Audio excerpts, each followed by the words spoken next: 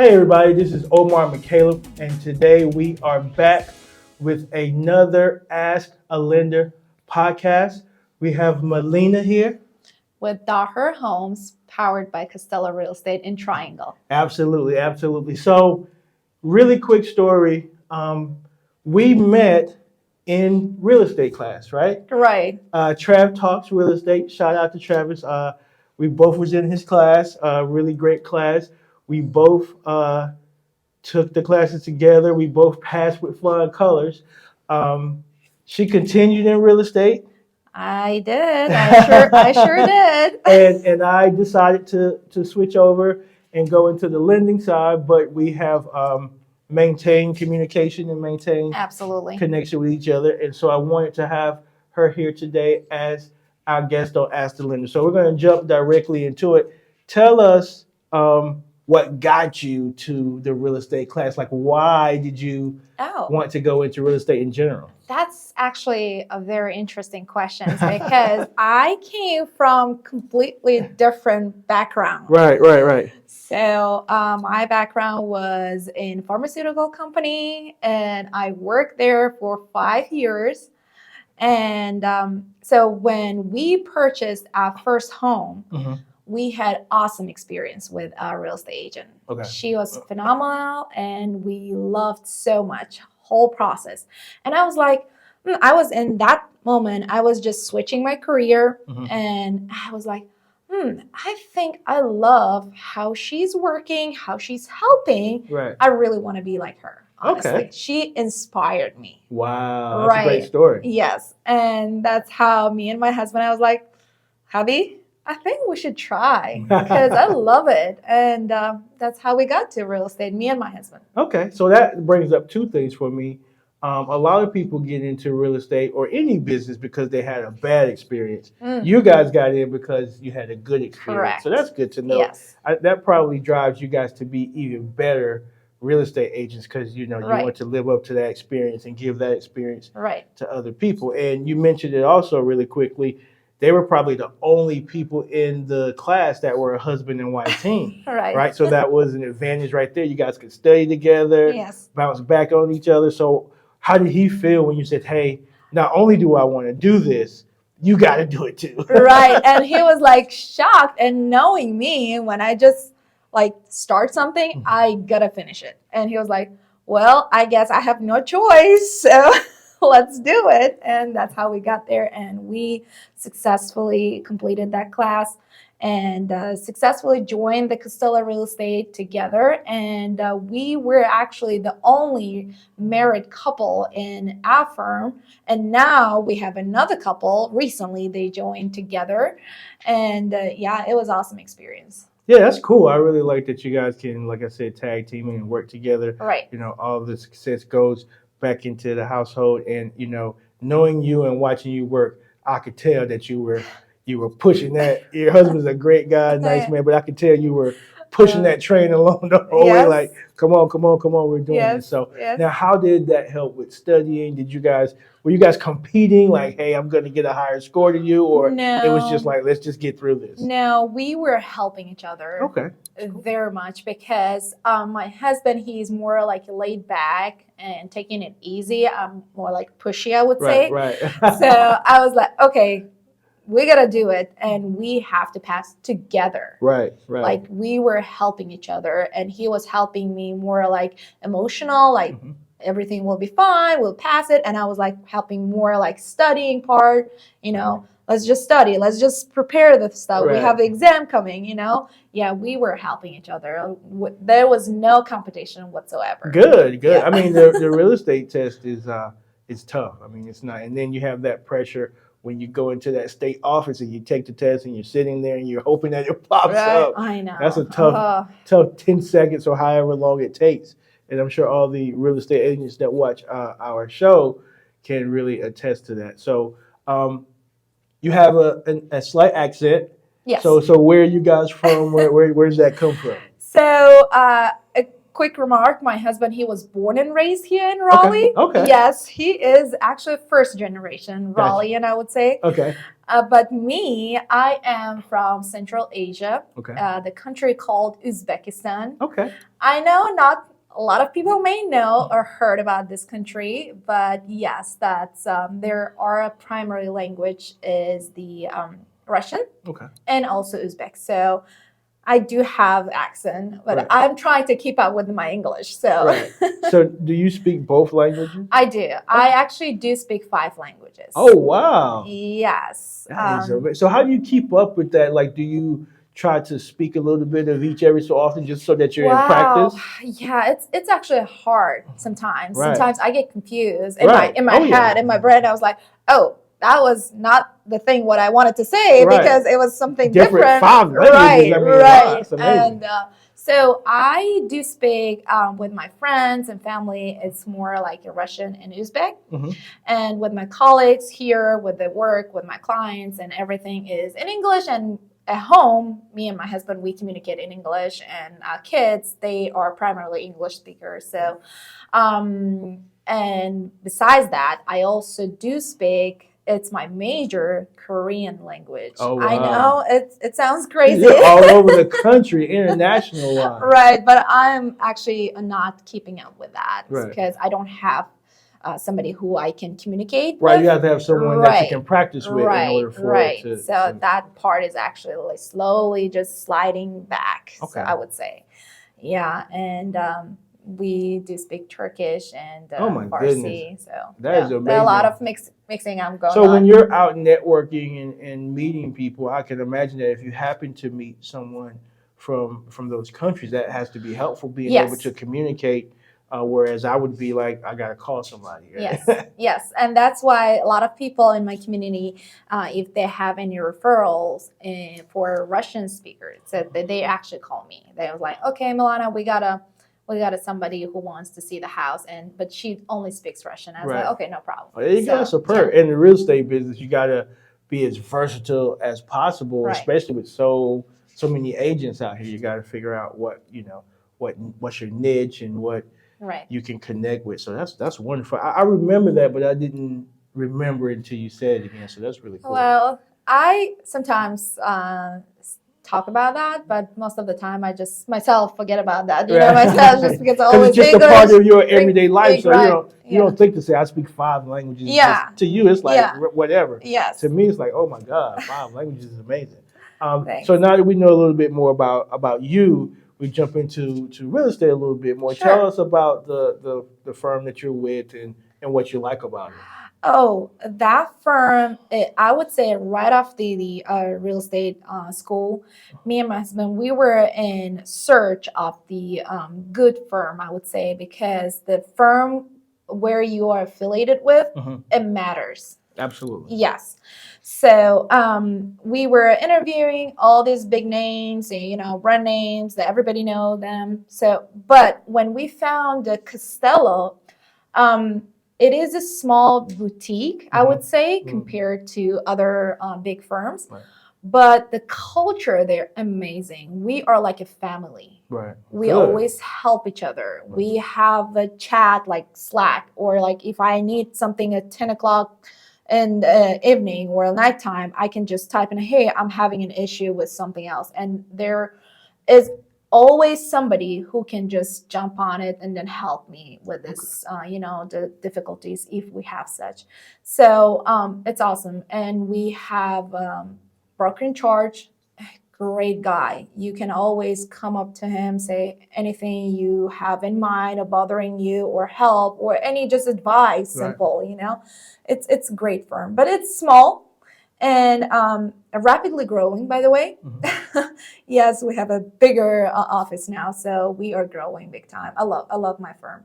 I remember those times coming out of real estate school, and you get all those emails and all the different companies that come here, and it's really about just finding a home. It's not really about, from my opinion, not big firm, small firm, what have you.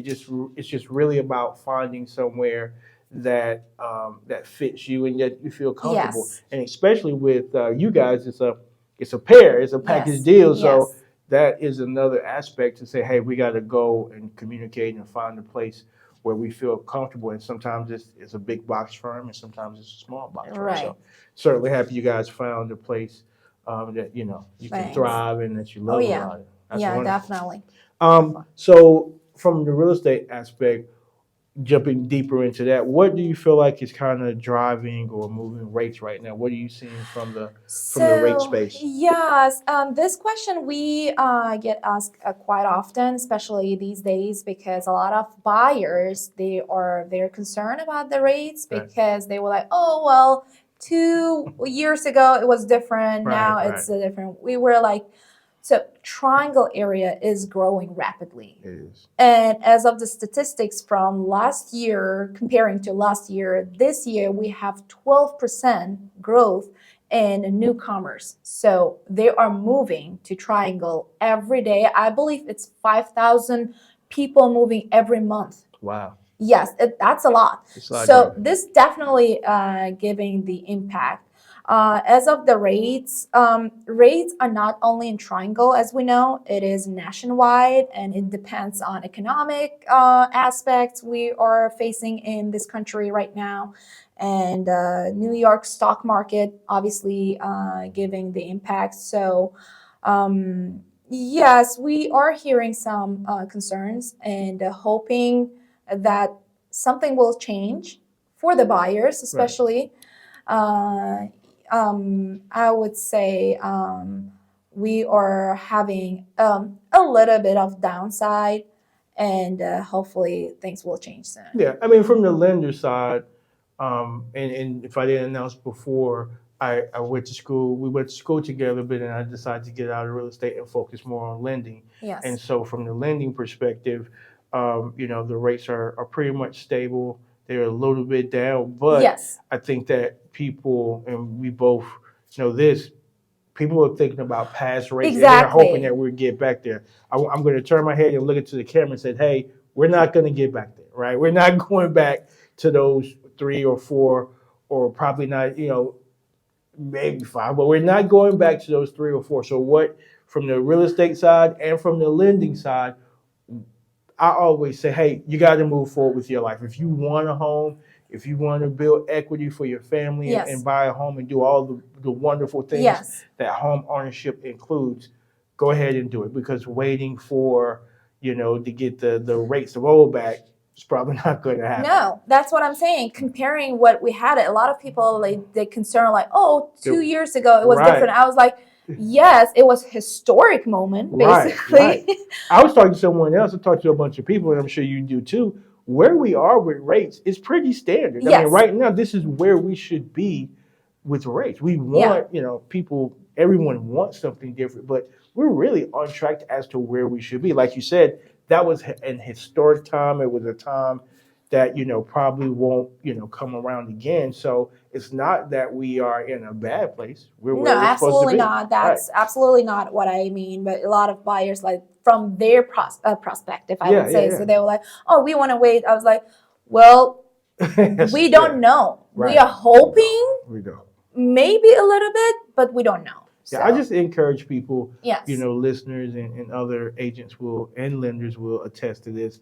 You got to move on with your life. Right. You don't want to hold on to or wait, to move forward with your family. So I think we all universally on the same page with that. So first-time home buyers in the Triangle. You're in Raleigh. Your husband's born and raised in Raleigh, been here a long time. You guys have been here a long time. Yes. What should first-time home buyers know uniquely about the Triangle? Especially in this market. Right. Especially last 3-4 years. For the first-time home buyers, it is challenging. Why? I'm gonna just make a quick remark. They have to be able to make the quick decision. Mm-hmm. That's very crucial, because when back in the days, I would say when we bought the house, we had a little bit time to think about it, sleep on the house. Exactly. Just think, and then, oh, maybe this is the house, or we don't want that house. Right now, for the first-time home buyers, they have a very short period of to make the decision. That's crucial.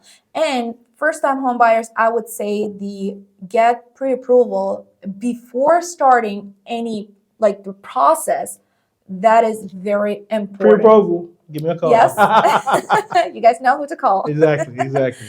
So yes, and every time when I get a phone call or just clients calling me, the customers calling me saying, "Hey, I'm interested in buying the house," my first question to them is, have you contacted the lender yet? Right. If you have not, then let me help you. Right. So because we do have sources. First-time home buyers, they have to be prepared with their paperwork, and they have to be prepared with their decision, and they have to be prepared with the attractive offer. Absolutely. To the sellers. It's going fast in this market. It's a very fast-moving market. So yes, absolutely. Those three things are very important for the first-time home buyers. And I'll say this as a lender, there are agents who will, which was never me when I was an agent, that will show people a gazillion houses with no pre-approval. I think those agents are like dwindling down, but there still are some out there. That was never, that's really never what we were taught. However, agents can do how they want, but it's just difficult.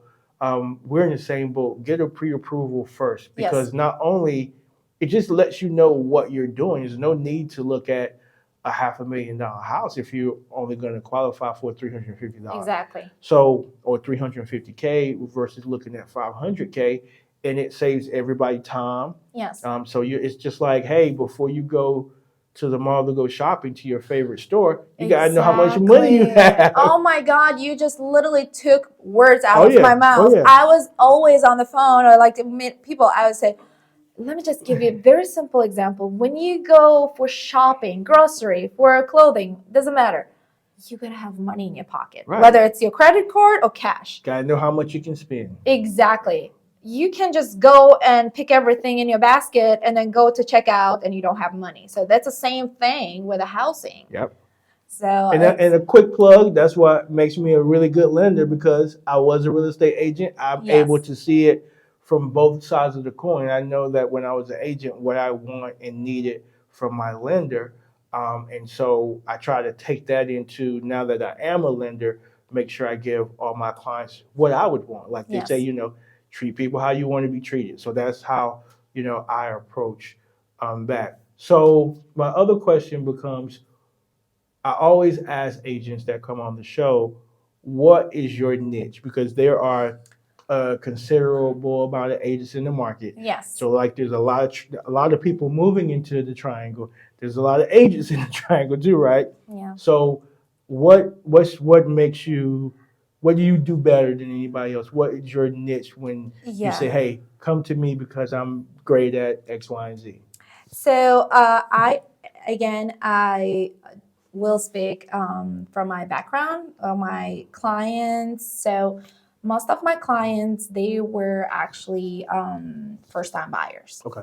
So I would say this is my niche, because they were first time and I was first-time buyer, when I bought my house, and I always feel them, how the step-by-step, like how they don't know sometimes the market, they don't know what to do, they don't know paperwork, they don't know what is the next step. So this, I believe I can just walk them through the whole entire process with my first-time buyers.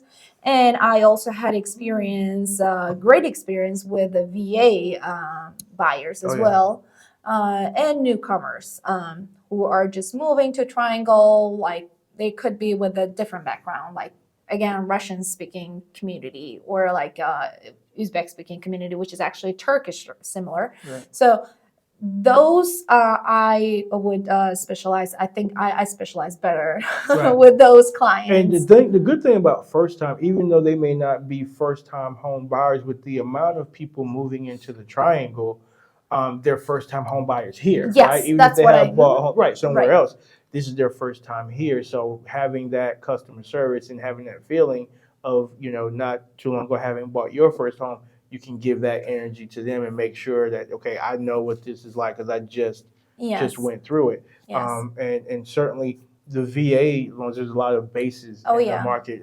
Because I'm from not far from Raleigh, about an hour and a half from Clinton, and you got Fort Bragg, you got Air Force Base in Goldsboro, so there are a ton of bases all around the area. So those VA loans are very, very important. Now, some people find the inspection part from the VA loans a little challenging. It is a little tough. Yeah. So, but the fact that you have done those and are comfortable with those is a great thing. So I always ask people this. I know that as agents, you do both. You service whatever clients come to mind or come to you. Do you are you more of a listing agent or I know what I was. Okay. This is addition to my previous, answer, I would say. So because both sides, they do have their own challenges. Absolutely. And rewards, obviously. Yep. So as a listing agent, you got to make sure the house is listed properly, marketed properly, attractive to the buyers and all this good stuff. And as a buyer's agent, you have to make sure your buyer is getting a good house, good deal, like a good price, and a beautiful house, for maybe like forever house for sometimes, you know. So all these challenges, they're out there. Right. So for this reason, I would say I do not have a preference between two. Just a little bit. Because we always, it's very crucial for real estate. Right. We cannot work without each other. So no preference at all, not even like a tiny bit. I am a real estate agent. I serve all my clients. Okay, you can give the political answer. Okay, so what about your husband? Does he have a preference? Well, he is my big helper, and he prefers, I would say, more buyers. Okay, you can get one since he's not here. No, he is so good in inspection part. Oh, got you. He can go up and down the house, he goes at it. I do that too, but as a real estate, we do have responsibility for that. Sure. But he is he just inspects every inch of the house, so he is more buyer side. I would say. There you go. So you're neutral. You're either or, but he's buyer. I was always listing. I preferred listing. I just and I said before, it kind of goes in line a little bit with my marketing background, which is listing the house is marketing the house to get it sold. So I was always on that side. I've had, some buyers, but I've had more listings. I just enjoy them more. I just enjoyed past tense. Yes. Enjoyed them more. So to walk a little bit away from real estate agents' phone is always on, right? You take every email, you take every call. So I always say, hey, what do you guys do for fun when you're not, especially with both of you guys together? I know it's like real estate 24/7 in your house. So what do you guys do outside of real estate that you just do to enjoy? Oh, being a mother of two awesome boys. Oh man, boys. Boys at work. I've got a boy, yes. Boys at work. Oh yeah. So we have to be somewhere out. We are outdoors because they need energy. Yes. Let it out. I have a boy too. Oh my gosh, this dude's bouncing off the walls all the time. Yes. How old are your boys? So one is 5 years old, another one 1.5 years. So 1.5 years old. Oh, you got little boys. I do. So my boy is 15, but he's the same way though. We went to a tournament last weekend and we had some downtime in the hotel. And he's going to play 4 games that day. But he's still you're dead. I was like, yo, rest. You got 4 games you have to play. Stop. Now he's like, no, I'm down, boy. Let's go. I was like, man, no. I'm like, listen, man. I done drove all the way here. We're going to be on the football field all day long. Yeah. Sit down. So, oh, man, 1-5. Oh, you know what I'm talking about. You got to go outside every day and just let them run. They play soccer? You let them play soccer? Yes, my older one, he does play soccer. See, soccer, even if they don't kick the ball, they got to run back and forth. Yeah, soccer, that's his favorite. And he also goes to Taekwondo. Okay. Taekwondo, so he loves that. And my little one, he's he's His just running around. So he's still in baby phase. Yes. So we love being outdoor and we love hiking. We love going to mountains. We have beautiful mountains here in North Carolina. Absolutely. And beautiful beaches. Right. North Carolina is really great because you can get from the mountains to the beaches and just drive from. That's why a lot of people, 5,000 people a month Exactly. come Yeah. because you can get mountains, you can get beaches. The weather is always kind of like right in the middle, a little bit of cold, a little bit of Yeah. hot, but always right in the middle. So it is I've always loved North Carolina. After college, I went to Maryland for a little bit for grad school, but I wasn't there long. I came back, so I've been here a long time. So yeah, you can get a little bit of everything. It's a beautiful place. And now the time just got pushed back, so it's going to be warmer and more sunlight. So it's going to be a lot of fun. Yes, absolutely. So now jump back over to the lender side. We talk about real estate, and so we're going to jump back into lending a little bit. What things do you like or dislike about a lender? So, okay, I believe in teamwork. The teamwork for the successful transaction. Absolutely. It is extremely important. So, for the lenders, you want the lender to be responsive. Absolutely. And responsible. That's good. Yes. The 2 R's. Yeah. So you want the communication is a key. You want a good communication always, because throughout the process, throughout the transaction, it might be hiccups. It might be a lot of questions popping up right in the middle of the transaction. So I as a real estate agent, I always want to go with the trusted lender and who you have worked, who you know what kind of work ethic they do have it. Yeah, absolutely. And because I have had a not pleasant experience in some of my transactions, because we had like a lender, I would say, dropping the ball right at the dinner table. I mean, the closing table. I'm sorry. Yes, the communication and always responsive. Always just if there is something going on, you want to be able to just properly fix this issue on time and close the transaction successfully. It's very crucial. I get that. I hear that a lot, and you'll probably hear me say this a gazillion times in every podcast, because the theme is the same, right? It happens, or these are the conversations that I end up having over and over. And coming over into real estate, I was lucky. I didn't have a lot of lender challenges, so call that luck or what have you. But when I talk to agents, that's the main thing. Yes. And that was one of the questions that I'm going to go into that someone emailed me. But as far as just the communication and the teamwork, and once I got into lending, I just started wondering and trying to figure out why. Like, why is there this disconnect? And then once I kind of figured out the disconnect, then I went into problem solving mode. Right. So to jump in the question that was asked on the lender side, really quickly, anytime if anyone has a question, Ask a Lender is designed to be a community discussion.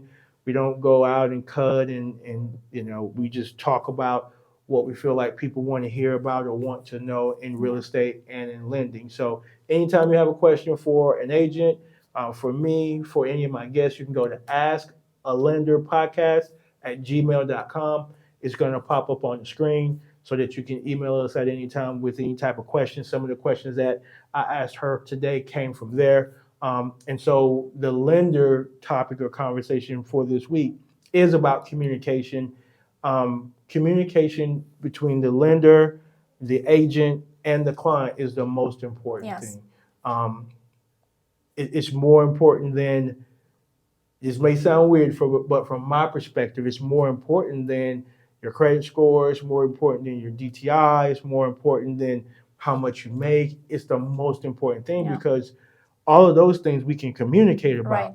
All of those things we can figure out how we manage those things. But if these 3 people in this teamwork situation, I've coached football, basketball, softball, and even soccer throughout my coaching years. And all of those, every team I've ever coached is a team sport. I said that. But so that working together key is everything. So when you're looking for a lender, when you're looking for an agent, you have to make sure that these people are going to communicate together well, and it's going to make it happy times for everybody. Yes. Because it's odd to me to a degree. I think just lenders get tight if they don't have good news or no news, and that makes them clam up, and that's a bad idea. And so one of the things that I've always done is that you're going to hear from me once a week, even if I say nothing, even if I say, hey, there's no movement, I don't need any paperwork from the client, I don't need anything from you.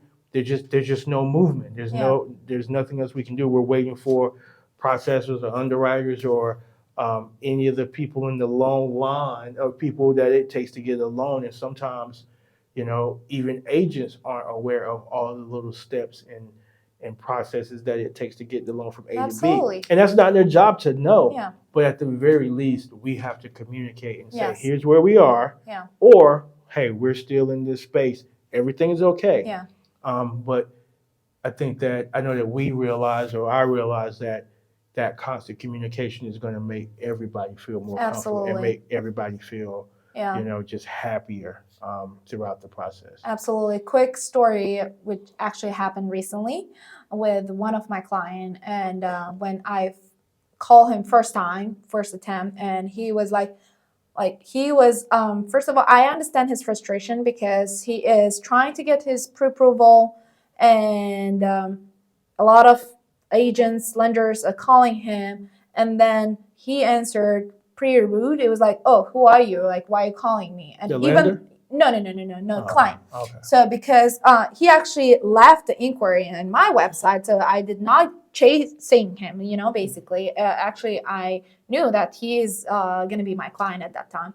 But what I want to tell that his bad experience was with the lender. Mm-hmm. So that's why he was very frustrated, and he didn't know who am I. He thought I'm another lender, he was thinking. Right, and it was like, I don't want to talk to you guys. You got all my paperwork. You ghosted me. I was like, hold on, let's start over. I'm not that person. I am not a lender, but I can put you on a right path, I would say. So, and then he basically became my client now. So, so that's very important. That it can discourage people when they don't hear back from lenders, even though it's a bad news. Right.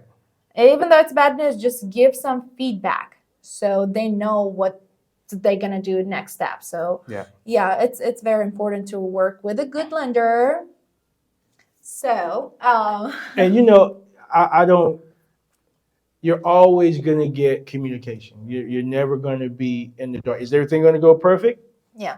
Who knows? Yeah. Right? We have to go through the process. We have to work hard. Our work ethic, be diligent, and all those things that professionals do. I'm a professional. You're a professional. So all the things that professionals do, we're going to do our job. And communication and good communication is a part of that job.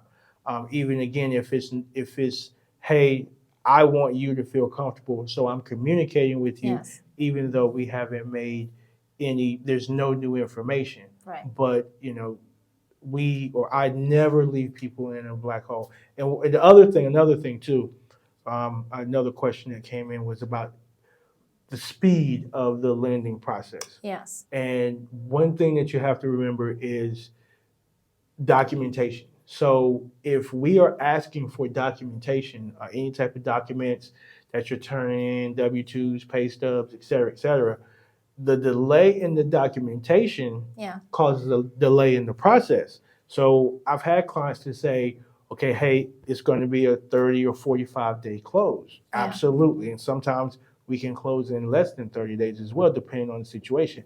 That is all contingent on documents. Yes. So if you would think this would be automatic, but I try to over communicate. That's another thing. Yes. Is communication, and then there's over communication. I'm happy to over communicate because this is my business. It's not yours. You may not know. You haven't been trained to do this. So it's my responsibility to over communicate, and I'm more than willing to go over things 100 times so that everybody is comfortable. So whatever, that person does, I don't know their business. So it would be difficult for them to explain it to me. Same thing here, being patient with people because they don't know their business. Exactly. And for a lot of people, you may get maybe 2, maybe 3 home loans in your whole life. So it's not something that you do all the time, right? Yeah. And so, but I have had people who didn't turn in documents and still expect, let's say, a 30-day close. So if we're asking for documents and it takes you 2 weeks to get us documents, then you got to add 2 weeks to that 30-day close. Yes. And, but that also comes with communicating and setting expectations. They teach us that in real estate class too, right? Yeah, all the setting time. Those expectations like, hey, open communication. And sometimes people, I'm not going to call anybody out, people are guilty of undercutting those expectations to get the business. Yes. And that's problematic. It's unfortunate. Right. Yeah. Because, we know whether you're an agent or a lender, there's certain type of loans that are just not going to close in 30 days. Yeah. And so people will say, well, I'm going to close a, not to throw VA, or what, I'm going to close X type of loan in 20 days. And then we're like, no way, no how. But once you're in it, it's not like you can kind of leave that person. So that's unfortunate, but open communication, direct, get your documents in, and when you choose a lender, whether it be me or God forbid somebody else, but just make sure you can have conversation, communication, and make sure that person, you feel comfortable that person is contacting you back. Those are the things I would say as a lender to make sure you're getting that from that person. Yeah, at the end of the day, we work for our client's best interest. Absolutely. So that's our ultimate goal. Yep. You guys, the best interest. Yep. So before we get out of here today, give how everybody contacts you. Give people your social media, your email, your phone number. Yes, I mean, if you can tag me down there, that would be awesome, so people can see it. So you can find me on Instagram. I'm on Google, milana.her homes powered by Costello on Google. You guys can search me. So I am on all these social media platforms. So it's very easy. I can ask the Omar to leave my phone number and contact information below this video, so it's more easier for everybody. Just write it down. Absolutely. Yes, and I will be more than happy to serve you guys, whether you are seller or buyer, first-time buyer, or a newcomer, like any type of real estate besides the rental. I do not do the rental. Okay. I have to make remarks. Besides that, any type of residential real estate I handle. I serve my clients, my customers. You guys are more than welcome to give me a call if you have any questions. Just a question. You don't have to be my client, or you have just any questions. Say, hey, Milana, this and that. We're having what is your answer? So I'm there for you. Absolutely. All right. Well, that's it for this week in Ask the Lender podcast. Thank you guys for tuning in. Thank you for being on the show. Thank you so much for having me here. Absolutely. And we will see you guys next week.